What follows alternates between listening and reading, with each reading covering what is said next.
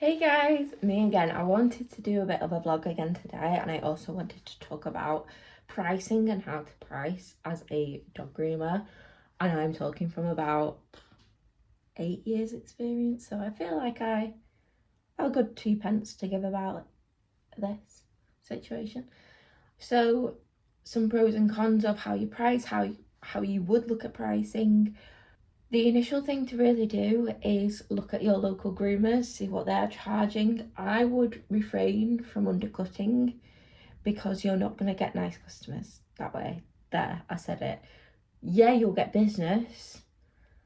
And if that's all you want at the end of the day, that's fine. But the second you put them prices back up, a lot of them are going to disappear. A lot of them are going to come to you for your price and not for your grooms, not for your work or quality. So I'd maybe do an offer, but I wouldn't do a continued discounted rate.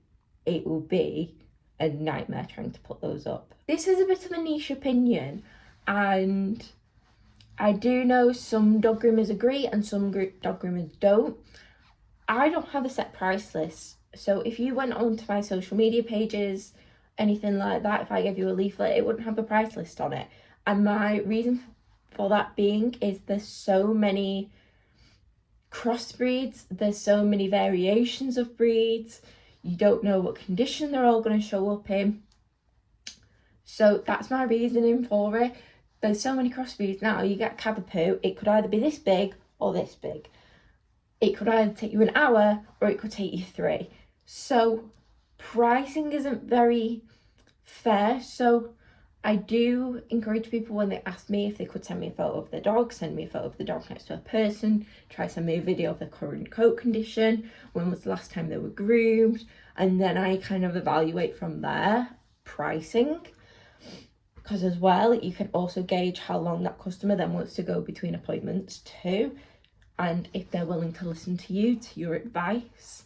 Pricing, I can go into it all in another video if you would like to know how I broke my pricing down and how I worked it out.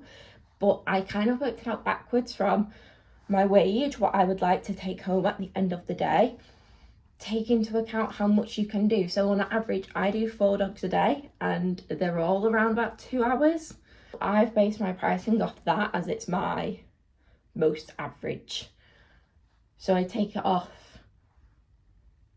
Right, I can do 4 dogs a day. I do them all in 2 hours. I'm here for 8 hours. I want to make this. Then I work out from there what it costs me to be here and do this job, because I rent my table. So I don't rent to a landlord. I just rent to her. Her name is Kate and she owns the shop. She rents off the actual landlord and she just runs it. So she has her own clientele as well. I have to then obviously consider my table rent on top of that. So then I need to add that table rent onto the wage. I also then need to add on stuff like insurance, equipment maintenance, shampoos, conditioners, sprays. What else is there? The list goes on forever, really. And then on top of that, you also then need to add on tax. My phone as well, I have 2 separate phones because I want a work-life balance, and that's just the way I am. Because I know that I am riddled with anxiety. So if I got a message at 2 in the morning and I saw it, I'd be on it. I would be on it. I would go back, message, and then I'd be up at 2 in the morning probably making reels. And I don't need that in my life. So if I have a separate phone, which I can switch off and put in my bag and zip it and leave it outside my bedroom, that is what I will be doing instead. So this is all stuff you need to take into account with your prices. And then you need to add tax on top of that. And then you go from there. It is not the most difficult maths in the world. I think there are some places on Google that can help you. Just be very careful about what sites you're using. Make sure it's a very secure site and they're not going to leak your information. I do know some dog groomers have used chat to work it out, which each to their own. I admire it, to be fair. So that is how I would roughly work out my prices. Going back to what I said at the start, I would base it off what your local groomers are doing, but at the end of the day, not everybody's overheads are the same. So people working from home, won't be charging as much. Someone with their own land working from there, they won't have all the overheads, whereas when you rent a shop on a high street, your overheads are going to be a lot higher. It completely dependent on what you want to take home and what your overheads are. Now, going back to why I don't have a price list, that being said, me working out my averages, such as every dog takes me about 2 hours. If a dog took me over that, I will be charging them more. And that's just the way I work it out. The pros and cons of this are, if someone did want to see my price list but didn't want to private message me, unfortunately they can't without messaging me, so they would have to message me directly, in which case I would say, send me a photo, send me a video of coat condition, XYZ, and from there I'd work it out. But not a lot of people want to be that confrontational and thorough about it, so it's kind of a you win some, you lose some fact. And as well, they can also, if you put up a price list anywhere, you hand them out, they can become outdated. So I actually have my price increase. So right now it's the 20th of April. My price increase is from the 1st of May. So if I handed out a bunch of leaflets at the start of the year and people hadn't got round to coming to me yet and they saw the outdated price list, then it kind of gets a bit of a sticky situation, because yes, I've done my price increase since, but they've come to me thinking that it was that price, which I do aim to discuss before appointments take place anyway. But that is probably, I think it's personal preference on if you want to do one or not. I do think it can help you attract customers if you do offers, if you make your price list public. It's just each to their own. I'll probably bring you along for the rest of my day and talk a bit more about this, but for now I am going to go get my first dog in because I think they're outside waiting. And today we are grooming a Cavapoocher, 2 cockapoos that come together. I've done a video on them before. It's Benji and his daughter Lola, and then I've just got Frenchie. Nice easy day for me. Hey guys, so just checking back in really. I've had my Cavapooch on. I'm just mixing some shampoo for Benji, who is in my other YouTube video, where I'm just chatting really. I'm just waffling for a while. So I've done Benji, I've already done his sister as well. I've also done the Cavapooch one. I'll see if I can like insert a couple of them because I took it after this, but I didn't do any more vlogging. I'm just mixing up Benji shampoo using some little legs.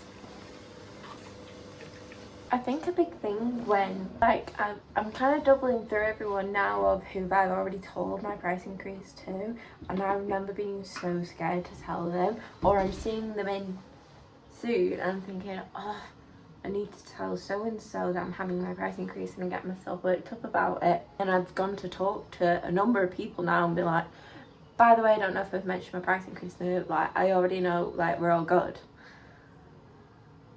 And I should make a mental note really that I've already told them, but I haven't. And so many people have took it so well. I've done about, the average is about £4. I've done some people 5, some people have been 3. But the average is probably like everyone's gone up about £4. I just pour it in because I'm lazy. I don't want to pump. And to be fair, it is just so easy to pour it in. I hardly spill. I have 8 years worth of experience of not spilling shampoo, so I'm good. Also gonna wax some of this into one of Benji's shampoos. Another valid thing on like when and if you need to do your price increases. One, I would say get a good accountant. Get someone you trust. I've just switched accountants. She said she doesn't spill as she spills. I have just switched to a new accountant. I love her. She's one of my regulars already and I trust her so much. I was really anxious at first because I thought, do I really want her to know my finances? But my answer is, well, yes I do, because if she doesn't think I'm worth it, then who is? Who is gonna think that? So I switched to her mainly because I wanted someone that I could talk to face to face as well. If I had any questions, she says, like, just ask. So I would definitely say get an accountant, someone that you can definitely talk to, that you feel very comfortable to talk to, who might even be willing to sit down and do the maths with you on what prices should be.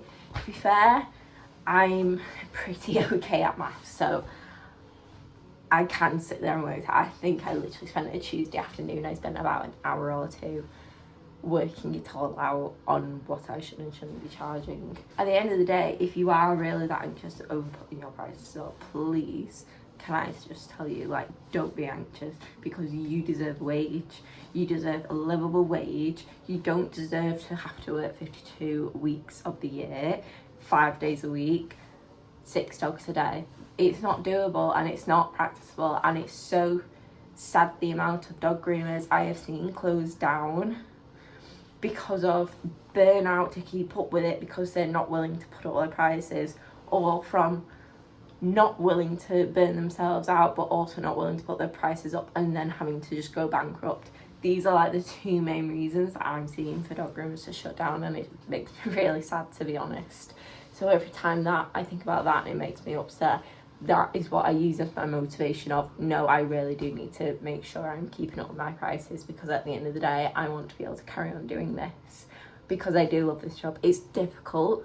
It's so difficult, and I want to smash my head off the wall, but I love this job and I really don't want to do anything else. So in order of that, I am going to make sure I'm charging accordingly, because I'm not working myself to the bone to keep up, and I'm also not gonna not put my prices up and then go bankrupt. I'm already stressed about money as it is. This is more personal preference, this is very niche opinion, but I do feel as though if you are consistently doing price increases where you are having to put up a couple quid yearly, or even £5 to £10 every couple of years, make sure you are keeping up to date with education, because if your grooms aren't improving, then you are kind of going to hit a wall of where a customer's not going to pay it because you're not furthering your knowledge. I aim to be doing about 3 to 4 extras in education a year, whether that's a webinar, seminar, or a comp. So I'm actually doing my comp next month. I think it's in like 3 weeks time. I'm doing my comp, where the judge is going to obviously judge my groom and then give me feedback, and then I can take that feedback and apply it in here. Seminars, do webinars, do talk to people, just talk to people. You can do these one-to-one classes. I've never actually done one, but I am very interested in doing one. There's a lady near me, she's probably only about 30-minute to an hour drive, so I could get to a salon. The like working out like a dog with me is like the only kind of complications, and I don't like to put too much of myself at once, so I do like to spread all these out in the air. But for example as well, earlier this year in January, February time, I also did an additional further education in teeth cleaning, so I have further knowledge than what the average person, the average dog groomer who's just done the qualification. I like to make sure I'm always getting further knowledge, and not necessarily on doing loads of extra things. I've only just qualified to do teeth last October, and then I did my further education January, February. Don't do loads of things where you need to add them on, but specialise in things. So you're a liar if you're a dog groomer and you say you aren't drowning in doodles, because we all have them. Go do the extra course. Go do a seminar or a webinar or one-to-one day and learn more about how to groom a doodle and how to deal with it and how to talk to the owners. If you're not doing that, then doing a price increase is going to be much harder. I do all this and I make it very known on my social media that I've been doing all this, so that my customers feel like I'm constantly trying to keep up with how to make sure that I'm providing the best version of a groom that I can. I do think there's a lot of stigma around further education though, and if it's necessary or not. I am going to say hand on heart that without a doubt I couldn't be as busy or as good of a groomer, at the risk of sounding really big-headed. I wouldn't be where I am without doing all that additional education. I wouldn't rely on the dog groomers around you, because that's not fair on them to teach you if you're not doing further education and they are. You need to make sure you're doing it. To be honest, the ones that are a bit like, well, I don't need further education, I do kind of see it more as an excuse. And I do kind of end up with the view of, you don't really care. And I think that's just my personal preference. I used to be the one that thought, well, why am I going to go spend a weekend at a seminar? But it's generally about 4, 5, 6 hours of your day on one Sunday. I'm saying 4, but one Sunday in the whole year that you can't sacrifice a handful of hours to make your grooms more worth it to your customers. That is going to make a lot of your customers happier, that you're going to feel more confident providing. I can't like grasp the hate, and I think to be honest, I only started going on them to kind of impress who I work for at the time, to be like, yeah, I work to learn, and I didn't actually realise how helpful they were until I went to one. Obviously it was paid for because I was working at the time, but now obviously I make sure I do all my own. I do like to try keep up where I can, and this is coming from a girl who also hates to travel, who's only just started to drive on the motorway confidently, may I add. At the end of the day, I don't think there's any excuses for not furthering your education, whether or not it's because of distance or money, because then when you've educated yourself more, you put your prices up to match what you can now provide, because you're doing that.